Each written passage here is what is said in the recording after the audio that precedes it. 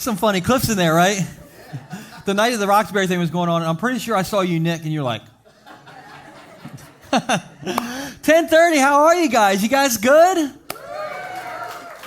I want to start out with a little something different. Can I start out with something fun? Is it okay to start with something fun? This is appropriate because the ushers just got done ushing, you know. This week, we were able to send $55,000 to pay down towards the loan for Go Above Ground. $55,000 just this past week. Oh, my goodness. So that brings our loan for our land down to $450,000. And I just wanted to say, oh, fist bumps all around. You guys are amazing. That's 55,000 steps closer to not having to go down 23 steps to go to church. That's a win right there. And some of you, you're very generous. All of you are very generous. But some of you give specifically to go above ground. And all that, of course, goes towards Go Above Ground and paying down that loan. But we're also operating on beans and rice around here. And so any excess we have, because we're trying to keep it, lean and trim, we're just throwing it to Go Above Ground. So I'm psyched because we're going to have a new building one day, people. And we need one, because this is not a lie. In the 9 o'clock service, I got to this point where I just said, we want to go above ground. I told everybody what I just told you. And no lie, this light behind me caught on fire. There were about 8 dads on the stage in less than 2 seconds. They had fire extinguishers. They were going crazy. It was just a little bulb. We got it all fixed. But that was interesting. But I thought, no better time to go above ground than right now. You know what I'm saying? Anyway, so we got that all figured out. Don't you worry. But I'm so glad to have you guys with us. If you're a first-timer or an onliner, welcome to church. Can we give it up for our first-timers and onliners? Thank you guys for being with us. And hey, today we're starting this brand new series, so I need you to put on your party hat, your party shoes, because we're calling it Where's the Party? And this is Bay Shore, so I know some of you like to partay. I'm talking about this side, okay?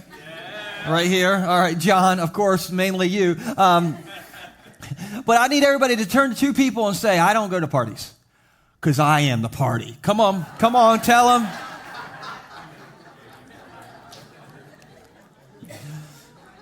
Some of you, I believe it, and some of you just look pretty stoic when you're like, I am the party. Hey, I wanted to start out today with talking about some firsts. Okay, and so the party theme is first, and so the more you play along, the more fun the party's going to be. Okay, so can you guys participate? Can you play along? I know you got the extra hour and a half of sleep over the 9 o'clock, so I expect big things. First. How many of you remember your first car? Come on, all right, or a horse and buggy if that's far back. Okay. Yeah, all right. Here's a picture of my first car. A very sweet, very used 1989 2-door Honda Accord. Now, does this picture look nice? Doesn't it look pretty nice? Okay, that's because this is a picture I found on the internet of my car. Okay, this is not my actual car. My car was my first car, and that's the beater, I had no hubcaps on my car. I had a rust hole by my gas tank that was about the size of a large Grotto pizza. And it had pop-up headlights, except mine only one popped up, so I winked at everybody. It was my singles awareness car. I got no dates in this car. Next verse. Who remembers your first movie theater movie? Who remembers it? And if it's a silent movie, that counts. Some of you remember, maybe a little less. Mine's a little weird. My first movie theater movie was The Little Mermaid. Yep. That was my first one. Coincidentally, also my first crush was Ariel. It didn't work out because of my singles awareness car, probably. I'm not sure. Here's another first, and some of you're going to have to dig deep on this one. Who remembers your first speeding ticket? And I know there's been a lot. So do you remember your first one? Yeah. Some of you are like, yeah, I got one on the way to church today. Definitely not my first. My first speeding ticket, this is no lie. I was on my way to a funeral. And I was late, so I'm driving my 1989 Honda Accord through Ocean City, flying, okay? So, my headlight situation's like, I'm flying. I get pulled over, and I was like, officer, I'm sorry, but I'm late for a funeral. No lie. He said, well, they're not going anywhere. I was like, oh, you got a point. Anyway, so, all right, first, and this is like a newer one and maybe like an obscure one, but how many of you remember your first online order that you chose store pickup for? Maybe happened during COVID. Anybody, do you remember your first online pickup or your store pickup? I remember, I went to Walmart. I'm like, you all just put the groceries in my trunk? This is the greatest thing. They don't do it this one. It was another one. But I had my first Lowe's online pickup last Sunday. So last Sunday, I left church, to go to get my, stuff from Lowe's. I'm 40 years old, so I have some planter boxes I needed because I'm domesticated. I had all kinds of firsts that happened when I went to Lowe's. I go in, and I see that they have like the online pickup sign right there, and there was nobody in line. I'm like, the Lord hath provided. I go to the lady, and I was like, I'm here for my online pickup. And she said, well, I know it says online pickup, but for today, and today only, you got to go to returns to get your online pickup. I'm like, oh, that doesn't make sense even a little bit, but okay. And so I go over to returns. Now, is there a line at returns? Oh, yeah, it's the biggest line you've ever seen in your life. So I get in line at returns, and I get up to the lady finally, and I'm like, I know it's returns when I'm here for my online pickup. And she said, oh, well, you got to go to online pickup for that. I was like, how did I not see this coming? Okay, so I go back to online pickup, and there's a different person there. And I'm like, I'm here for my online pickup order again. And he said, this is no lie, he smiled, and he said, well, I just quit, so I don't work here. And he walked away. I'm like, I'm definitely preaching about you, all right? Like, that was definitely a first. I'm like, is anybody like still work here that I just need, some planter boxes for my hydrangeas. That's all I'm looking for. And so finally this other person comes up, and I said, I'm here for my online pickup order. And I was like, do you work here? And he's like, yeah. I was like, still? And he's like, yeah. And so I gave my online order, and this guy was amazing. I mean, he was polite. He was fast. He went and got my stuff. Now, did I bring a cart with me? Did I bring a cart with me? No, because I'm a man. I am the cart. Come on, man. But I had more than just my planter box. I had all this other stuff. And so this guy, I found out his name was Connor.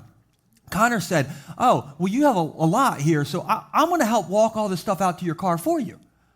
And I was like, are you either kind or are you a killer?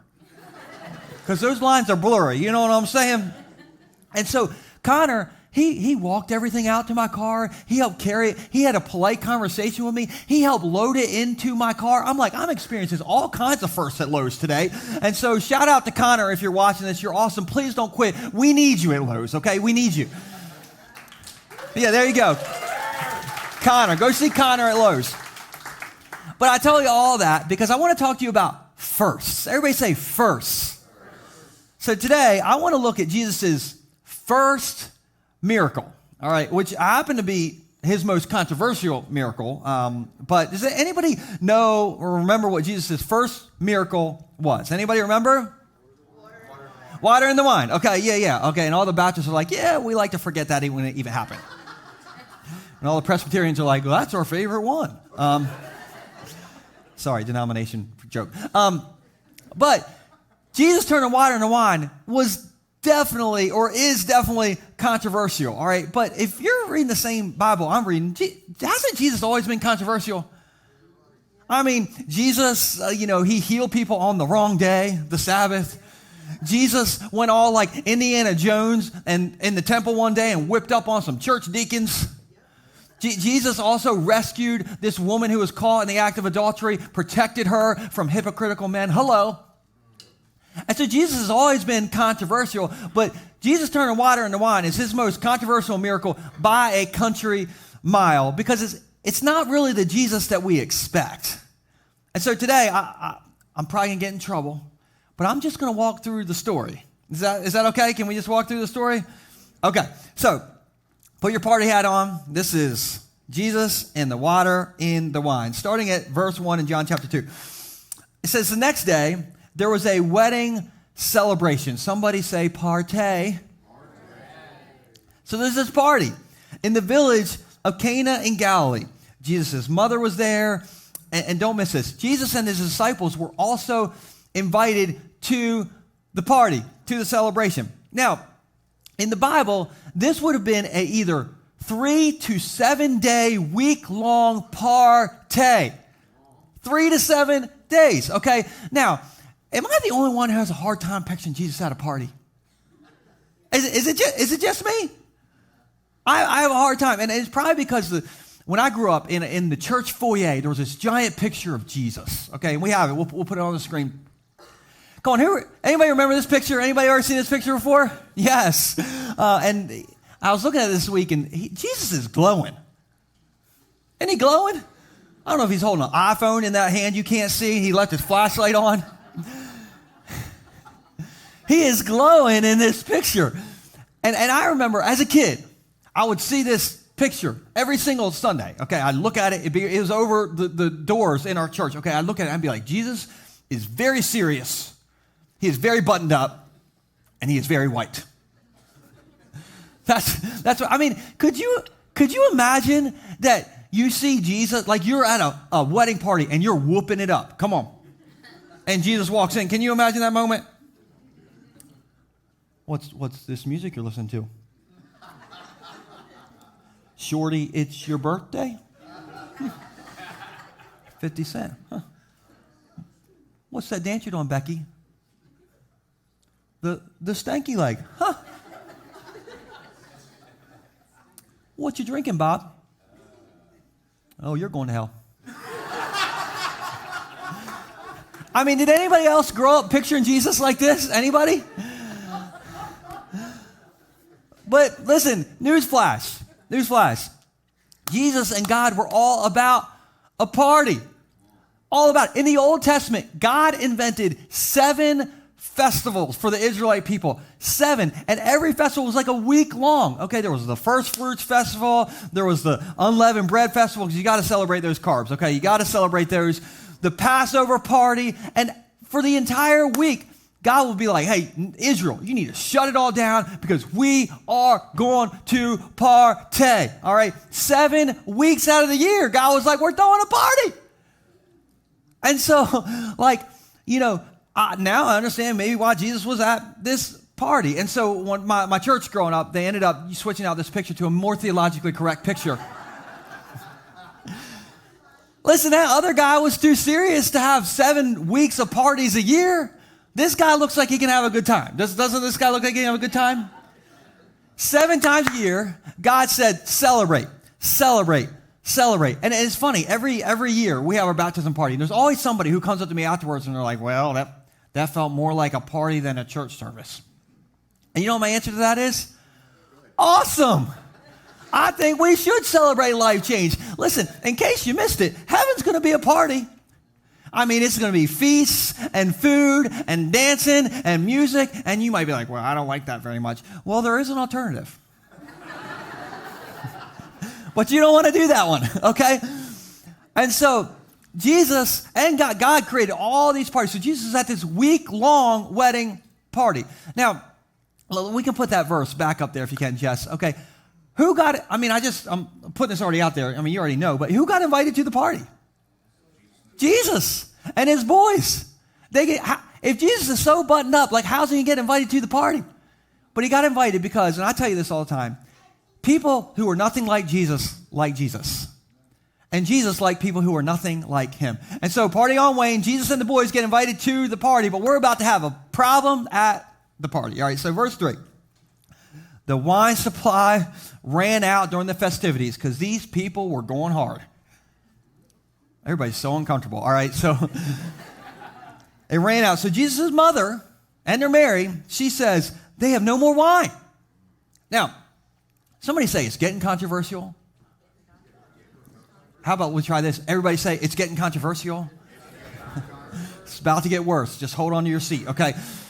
Let's just play a hypothetical. And I know you're going to have to guess on this because you don't really know, but this is a hypothetical, all right?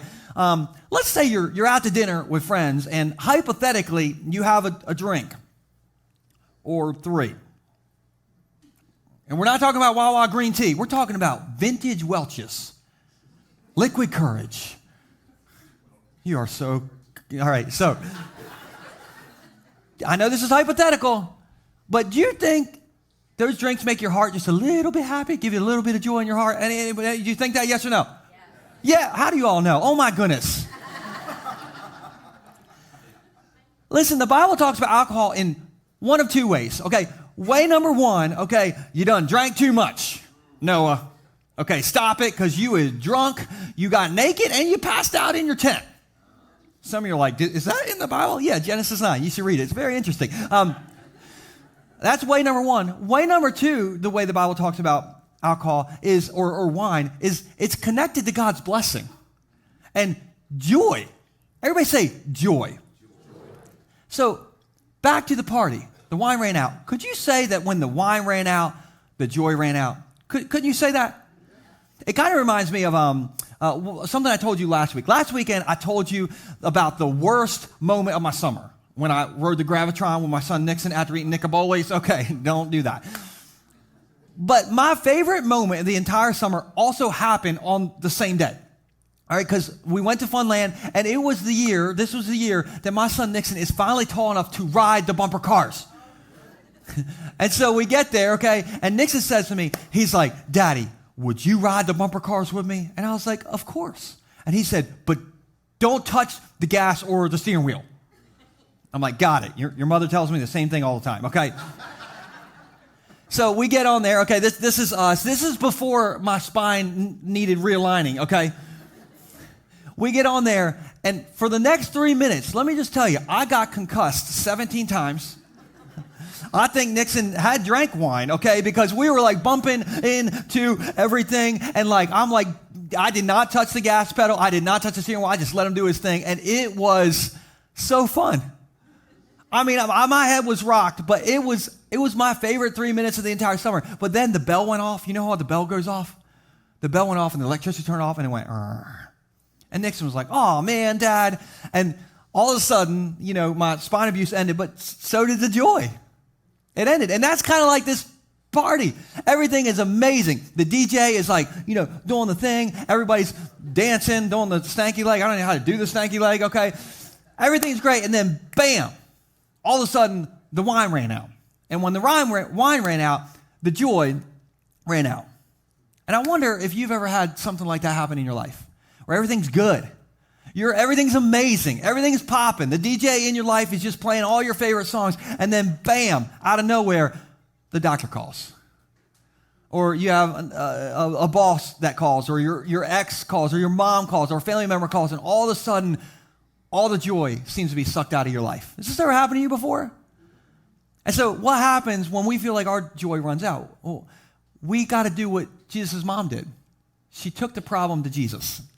Because Jesus is who we always run to when our joy runs out. Isn't that good? We run to Jesus when our joy runs out. But what Jesus says to his mom is not good. Oh, look at this. Verse 4. Jesus says, woman, to mom. Somebody say, oh, snap. Woman, why do you involve me? Jesus replied. Listen, I read this week, and I thought back to my childhood. I thought if I called my mom woman growing up, I would be in a body bag. I would be a bumper car, and somebody else would be hitting me. I could oh my goodness, could you imagine? How many of you grew up in a house where you respected mom? You respected mom? Yeah, because if you didn't respect mom, who showed up?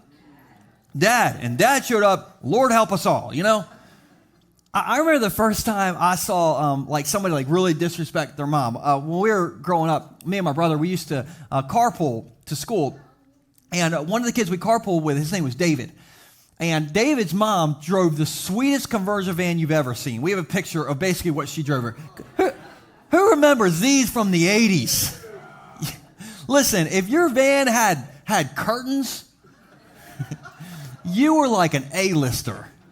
Or part of the A-team or something. I don't know. So she would roll up in our driveway. This was our favorite thing to be in, okay? She'd roll up in our driveway, and we jump in the conversion van. And one day, I remember, David, we're flying down the road, because David's mom, that thing is red for a reason. She drove it fast. And so David, he's standing on the third row seat without his seatbelt on. And David's mom said, hey, David, you need to sit down and put your seatbelt on. And David said, Mom, why don't you let me do what I want to do? I was like, can you talk to a mother like that? Because I wasn't allowed to say stuff like that to my mom. And apparently you can't, because this is no lie. David's mom brake checked the conversion van while David is standing on the third row seat. Guess what happened? David flew from the third row seat. I think he bounced off the front windshield. I thought David was dead. I was like, are you breathing, man? Do you want me to open up the curtains on the van so you can breathe better? Like, what do you... Listen, you don't disrespect Mom. And if you can put verse 4 back up there, doesn't it kind of feel like Jesus just disrespected Mom? Woman, oh my goodness. But if you look at this word in Greek, this word woman in Greek, it's the word gaiane. And this is the same exact word that Jesus uses to address his mom from the cross. When he says mom or woman, John is going to be the one who takes care of you now. Actually, we lose it in translation, but this is a sign of respect, talking to his mom. And so he says, woman. Now, talking about respect, so much respect to Jesus' mom, because her response is, I'm claiming it to be one of the best sentences in the entire Bible. And here's what she says in verse 5. But his mother, Mary, told the servants, do whatever he tells you. Do whatever Jesus tells you. Now, I'm literally a professional Christian. I do this professionally, like literally, I do this professionally. And the best life advice I could give you as a professional Christian is just do whatever he tells you. Well, should I forgive that person? Well, what does he tell you to do in the Bible? Yeah. Well, should I date somebody who doesn't really like Jesus at all? Well, do whatever he tells you in the Bible. Probably shouldn't. Should I drink an entire pallet of wine tonight and drive home like Nixon drove those bumper cars? Okay. What does he tell you to do? Okay. No, you shouldn't do that. And so everybody say this, do whatever he tells me. Now, if you do whatever Jesus tells you, I promise you a quarter for your Aldi cart later today. I promise you it's going to get uncomfortable if you do whatever he tells you. And I know all about it. I remember, let me ask you this. Anybody here want to admit that occasionally, you may eat McDonald's? Come on, let me see your hands if you kind of... Okay, good. That's better than the last service. Last service, a lot of liars. Okay, this service, just a few. Listen, I'm not proud to admit this, but back in a few years ago, when we would go to the gym, we used to go to the gym and then we would go straight to McDonald's. Doesn't really make a whole lot of sense. Okay, and I don't do that anymore because, we work out at home, so we go from home to McDonald's. I'm just kidding, but. I remember a few years ago, we took the whole family, the kids, everything, to the gym because they would watch them at the gym. And afterwards, we went to McDonald's because that doesn't make any sense, but we did. And this lady who worked at McDonald's, she came up to our table and she gave our two kids all these Happy Meals, all these Happy Meal toys, loaded them up on the table. And she's like, I just want you guys to have this. And I'm like, oh my goodness, do we owe you anything? She's like, no, we just have some extras, want to give your kids these. And so we're like, thank you. And I said, have a nice day. And then she said, well, it's hard for me to have a nice day right now because I'm struggling I have cancer. And things went from Happy Meal to that real fast. And so she sits down at her table. She starts telling us her cancer story. And as she's talking, I felt something inside of me saying, you need to pray for her right now in the McDonald's. And have you ever kind of argued with God? I'm like, well, really, God, in McDonald's? I mean, I'm in my gym shorts right now. And he's like, well, what brand are those? Is those Nike? Okay, just do it. I was like, yeah, but I have sweet and sour sauce on my hands. And he's like, well, I got 2 nail holes in my hands because of you. So, and I'm like, okay, good point. I'll do it. And so I remember right there in McDonald's, we laid hands on this woman and we prayed for her. And she was all frail. And I remember I'm trying to hold it together and hold chicken nuggets. It was this whole situation. It felt so weird beforehand. But I look back on that, and I'm so thankful I did that because I don't know what ever happened to that lady, but somehow that day, God needed her to feel seen. And so right there, it was awkward, but right there in the McDonald's, we just straight up prayed for this lady. And so everybody say, do whatever he tells me. But everybody say, it's going to get uncomfortable. And you may know what he wants you to do right now, okay? You may know what he wants you to stop doing right now. And you might be, I don't know if I can do it. I mean, is it going to be weird? Or like, I don't know what the outcome's going to be. Listen, you never end up in the wrong place by doing whatever Jesus tells you. Ever. And so we just do whatever he tells us. And so Jesus' mom gives Jesus the best advice ever. Just do whatever he tells you. But then things are about to get very crazy at the party. All right, you guys still with me? Okay, verse 6. Verse 6 says, standing nearby were how many stone water jars? 6. Each could hold 20 to 30 gallons. Some of you, okay, listen, some of you right now, you're like, I still can't picture Jesus at a party. And I get it. Okay, well, let's put that picture back up here. Okay, yeah, all right. I can't picture him at a party either, all right? But I did some math this week. And 6 jars that hold 20 to 30 gallons apiece, that is 120 to 180 gallons of wine. Somebody say, what? I did a little more math. That is between 605 to 908 bottles of wine. Somebody say, what? And so let's put that picture back up here. I'm just saying. I am just saying. 605 to 908 gallons or bottles of wine. Why so much? Because Jesus always gives us immeasurably more than we can ever ask for or imagine. Listen, we don't have the God of a little bit. We don't have a God of a small, tiny little blessing, little sprinkle of blessing. No, he is the God of supersized blessings. Supersized blessings. All right, 605 to 908 bottles of wine. I think they're going to need one of, those blow-up pools you get from the Walmart.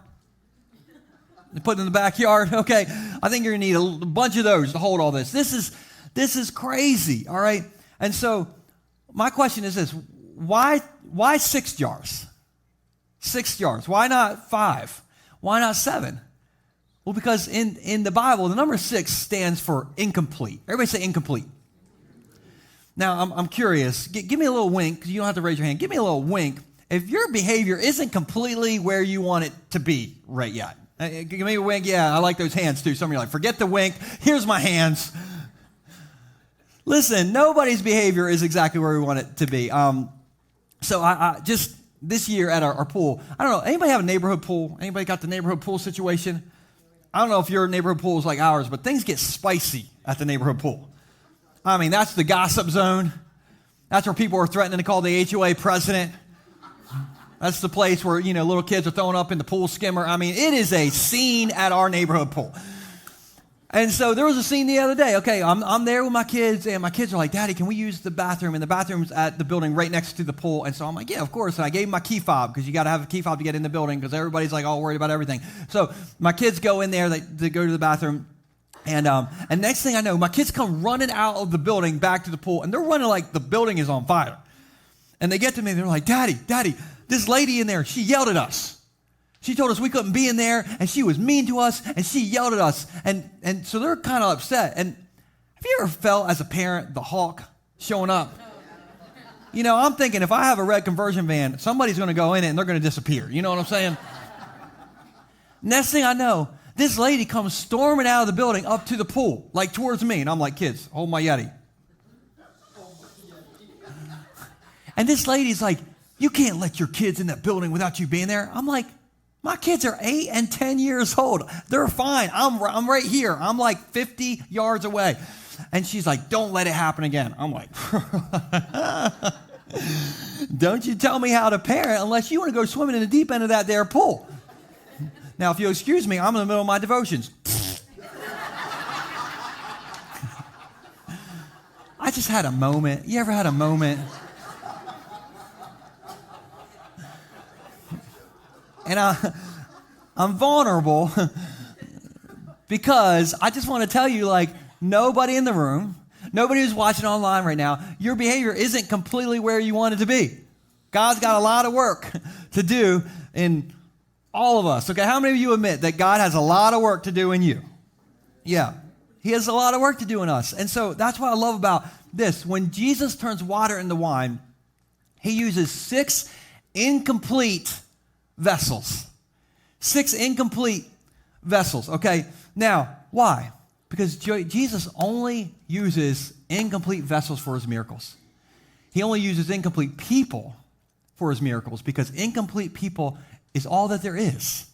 And so if you're not completely where you want to be right now, you're a perfect candidate for a miracle. And so aren't you glad that Jesus uses incomplete vessels like us for his miracles? Aren't you glad about that? And so we have 6 incomplete vessels, okay? All right, verse 7. Jesus told the servants, fill the jars with water. Now, I've always read this with like a modern day mindset. I'm like, okay, these guys, like they took these 6, jars that were 20 to 30 gallons apiece. They went behind the barn of the wedding party and they went to the spigot and they just opened it up and filled up the water. But then this week it hit me, this is 00 AD. There's not a spigot. There's not a hose from Lowe's. There is a well with a bucket and a string. How long is it going to take to fill up 120 to 180 gallons of water with a bucket and a string? Is this going to take a while? Some of you thought your boo thing took a little while to get ready for church today. You have this is 120 to 180 gallons out of a well. And so, is this miracle, is it going to be a process, yes or no? Yes. And the miracle that you're hoping that God will do in your life, I just want to tell you, it's going to be a process. It's going to be a process. We don't, get over her and forgive somebody overnight. It's a process. You don't beat an addiction overnight. It's a process. You don't meet your dream girl, date them, and marry them overnight, unless you're in Vegas. But it's a process. Everybody say it's a process. And microwave miracles are rare. Normally it's a process, but don't we all prefer a microwave miracle? I mean, this is the same reason that when you go to the gym on January 2nd, it's more crowded than the boardwalk on the 4th of July, right? And everybody in there, they have their brand new outfits on they got for Christmas from Santa Claus, and they're just checking themselves out in the mirror. Everything's like fresh and clean, and they look at themselves in the mirror and they're like, in 2 weeks, just give me 2 weeks, I'm going to look like Thor. I'll look like Thor in 2 weeks. 2 weeks later, they look in the mirror and they're like, why do I look like Santa Claus? Why? Look, abs don't happen in a microwave. And progress is a process. All progress is a process. And your relationship with Jesus, your walk with Jesus is a process. But keep going because the miracle happens on the other side of the process. And so these guys fill up 120 to 180 gallons of water out of a well. And then it says this in verse 7. When the jars had been filled, Jesus, said, now dip some out and take it to the master of ceremonies. So the servants followed his instructions. And they followed them because you do whatever Jesus tells you. And so don't miss this. These guys, when they filled up these jars, they did it privately. This wasn't publicly done at the wedding ceremony. They did it like aside from the wedding ceremony. And now Jesus is like, now I want you all to go public with the miracle at the party. And oh my goodness, all I could think about when I thought about that this week is baptism party Sunday. Can we put that shot on the screen? Listen, for some of you, this is the year that you go public for the miracle that God's done in your life. This is your year. You might be like, well, I don't want to be the only one. You won't be. There's already 10 people signed up for baptism party Sunday. 10 people. Everybody say, I may be 11. I'm waiting for it. Somebody say, I may be number 11. Oh, that's terrible. Everybody just, even if you've been baptized 17 times, say, I may be number 11. All right, thank you for coming with me. Okay. Listen, faith is personal, but it's never private. And so baptism party Sunday is where you go public for the miracle that God's done in your life. And so you can scan this. And let me tell you, it is a party at Bay Shore. If you've been here during baptism party Sunday, is it or is it not a party? Isn't it a party? Yeah. It is so fun. You won't have a better baptism experience anywhere. I'm telling you, you will not forget it. September 17th, that is your day for some of you. And so Jesus is like, hey, I want you to go public with the miracle at the party now. And so all these guys are like, okay, they're rolling in 908 bottles of wine into the party. And so they were happily received, okay? So verse 9, when the master of ceremonies tasted the water that was now wine, not knowing where it had come from, though, of course, the servants knew, he called the bridegroom over. A host always serves the best wine first, he said. Then, when everyone has had a lot to drink, he brings out the less expensive wine, but you have kept, what's it say? The best until now. So this guy, let's call him the wedding planner. The wedding planner, he picks up one of the 908 bottles, and he pops it like, pop. And he's like, I just need to, try this out. And he tastes it. He's like, woo. I think we made a mistake. Because at the start, that's when you get out when the wedding starts, that's when you get the 20-year-old Cabernet Sauvignon from France in the oak barrels. And then after 3 hours, I think that's when we're supposed to bust out the redneck wine. The Boone's Farm. Well, some of you know about that. Okay, all right. Now I know who my audience is. Okay. And he's like, but we're supposed to, start out with the good stuff and then end with the bad stuff after, everybody's taste buds are all confused and all that. He's like, I think we messed up. But Jesus wanted the people at the party to have the best. I want you to have the best right now. And I got to this part when I was writing, and I'm going to end with this, but I was writing in my office on Tuesday. I got to this part, and I'm like, I'm in the zone. When I'm writing, I'm like, got to this part, I'm like, yes, Jesus wants the best for his people. And I feel like, I'm in my office. I feel like my Bible could, hover above the desk at this point. I'm like dialed into what's going on. And so I'm thinking about how I'm going to rah-rah. Jesus wants the best for his people. And then, right then, my kids, because I work at home, my kids bust into my office. And they're like, Daddy. And they bust in like they were the cops and I was a criminal, okay? So I'm like this, and they're like, it's just us, Daddy. And I'm like, okay.